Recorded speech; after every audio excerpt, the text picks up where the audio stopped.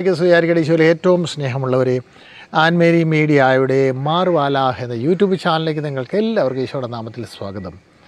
എഫേസോസുകാർക്ക് എഴുതിയ ലേഖനമാണ് ഈ എപ്പിസോഡിൽ നമ്മൾ പഠിക്കുന്നത്. കഴിഞ്ഞ എപ്പിസോഡിലും അത് തന്നെ എഫേസോസുകാർക്ക് എഴുതിയ പൗലോസ്ലിയ എഫേസോസുകാർക്ക് എഴുതിയ ലേഖനമാണ് കഴിഞ്ഞ എപ്പിസോഡിൽ നമ്മൾ പഠിച്ചത്. അത് പിതാവായ ദൈവത്തിന് എപ്രകാരമാണ് നമ്മൾ കൃതജ്ഞത അർപ്പിക്കേണ്ടത് എന്നാണ് നമ്മൾ പഠിച്ചത്. ഈ എപ്പിസോഡിൽ നമ്മൾ പഠിക്കുന്നത് 22:2 ഇല്ലെങ്കിൽ നമ്മൾ 222 എന്ന് ഓർത്തിരിക്കാം. ഈ അധ്യായവും വാക്യവും രണ്ടാം അധ്യായം 22-ാം വാക്യമാണ്. എഫേസോസുകാർക്ക് എഴുതിയ ലേഖനം തന്നെയാണ്. പരിശുദ്ധാത്മാവിൽ ദൈവത്തിൻ്റെ വാസസ്ഥലമായി നിങ്ങളും അവനിൽ പണിയപ്പെട്ടുകൊണ്ടിരിക്കുന്നു. പരിശുദ്ധാത്മാവിൽ ദൈവത്തിൻ്റെ വാസസ്ഥലമായി നിങ്ങളും അവനിൽ പണിയപ്പെട്ടുകൊണ്ടിരിക്കുന്നു. ദൈവം നമ്മളെല്ലാവരെയും ധാരാളമായിട്ട് അനുഗ്രഹിക്കട്ടെ.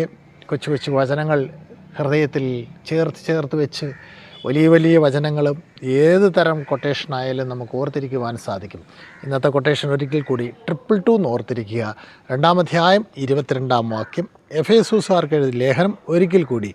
പരിശുദ്ധാത്മാവിൽ ദൈവത്തിൻ്റെ വാസസ്ഥലമായി നിങ്ങളും അവനിൽ പണിയപ്പെട്ടുകൊണ്ടിരിക്കുന്നു.